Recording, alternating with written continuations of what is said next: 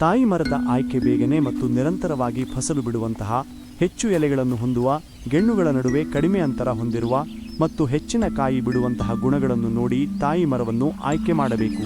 ಈ ಮರಗಳಿಂದ ಸಸಿ ಮಾಡಲು ಹಣ್ಣುಗಳನ್ನು ಆಯ್ಕೆ ಮಾಡಬೇಕು ಹಾಗೂ ತಾಯಿ ಮರವು ಕೀಟ ಮತ್ತು ರೋಗಗಳಿಂದ ಮುಕ್ತವಾಗಿರಬೇಕು ಮತ್ತು ಮಧ್ಯಮ ವಯಸ್ಸಿನದ್ದಾಗಿರಬೇಕು.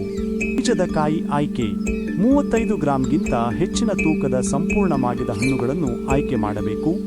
ಆ ವರ್ಷದ 2 ಅಥವಾ 3ನೇ ಕೊಯ್ಲು ಸಮಯದಲ್ಲಿ ಮರದ ಮಧ್ಯದ ಗೊಂಚಲಿನಿಂದ ಕಾಯಿಗಳನ್ನು ಆಯ್ಕೆ ಮಾಡಬೇಕು. ಆಯ್ಕೆ ಮಾಡಿದ ಹಣ್ಣುಗಳನ್ನು ನೀರಿನಲ್ಲಿ ಹಾಕಿದಾಗ ತೊಟ್ಟನ್ನು ಮೇಲ್ಮುಖವಾಗಿ ಸೂಚಿಸುತ್ತಾ ತೇಲುತ್ತಿರುವ ಹಣ್ಣುಗಳನ್ನು ಮಾತ್ರ ನೋಡಿ ಆಯ್ಕೆ ಮಾಡಿಕೊಳ್ಳಬೇಕು. ಈ ರೀತಿಯ ಬೀಜಗಳನ್ನು ನೆಟ್ಟರೆ ವೇಗವಾಗಿ ಮತ್ತು ಆರೋಗ್ಯಕರ ಬೆಳವಣಿಗೆಯ ಮೊಳಕೆಗಳನ್ನು ಪಡೆಯಬಹುದು. ನರ್ಸರಿ ನಿರ್ವಹಣೆ: ಕೊಯ್ಲು ಮಾಡಿದ ತಕ್ಷಣ ಆಯ್ದ ಇಡೀ ಅಡಿಕೆ ಕಾಯಿಯನ್ನು 10 ಸೆಂಟಿಮೀಟರ್ ಅಂತರದೊಂದಿಗೆ ನರ್ಸರಿಯ ಬೆಡ್ನಲ್ಲಿ ಬಿತ್ತಬೇಕು. ಬೀಜಗಳನ್ನು ನೆಟ್ಟಗೆ ಕಾಂಡದ ತುದಿ ಮೇಲ್ಮುಖವಾಗಿ ಬಿತ್ತಬೇಕು ಮತ್ತು ಅದರ ಮೇಲೆ ತೆಳುವಾದ ಮರಳಿನ ಪದರದಿಂದ ಮುಚ್ಚಬೇಕು ಮತ್ತು ನರ್ಸರಿ ಬೆಡ್ ಅನ್ನು ಭತ್ತದ ಹುಲ್ಲು ಅಥವಾ ಅಡಿಕೆ ಎಲೆಗಳಿಂದ ಮುಚ್ಚಿ ಪ್ರತಿದಿನ ನೀರು ಹಾಕಬೇಕು.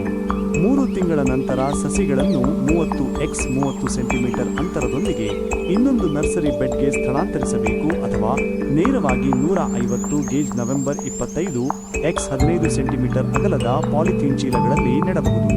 ಈ ಪಾಲಿಥೀನ್ ಚೀಲಗಳನ್ನು ಮೇಲ್ಪದರದ ಮಣ್ಣು, ಕೊಟ್ಟಿಗೆ ಗೊಬ್ಬರ, ಮರಳನ್ನು 7ರಿಂದ 3, 2ರ ಅನುಪಾತದೊಂದಿಗೆ ಮಾಡಿದ ಮಿಶ್ರಣದಿಂದ ತುಂಬಬೇಕು. ಸಸಿಗಳನ್ನು ಯಾವಾಗಲೂ ನೆರಳಿನಲ್ಲಿ ಇಡಬೇಕು ಮತ್ತು ನಿಯಮಿತವಾಗಿ ನೀರನ್ನು ಕೊಡಬೇಕು. ಪೂರ್ತಿ ವಿಡಿಯೋ ನೋಡಿದ್ದಕ್ಕೆ ಧನ್ಯವಾದಗಳು. ನಮ್ಮ ಚಾನೆಲ್ಗೆ ಸಬ್ಸ್ಕ್ರೈಬ್ ಮಾಡಿ, ವಿಡಿಯೋಗೆ ಲೈಕ್ ಮಾಡಿ.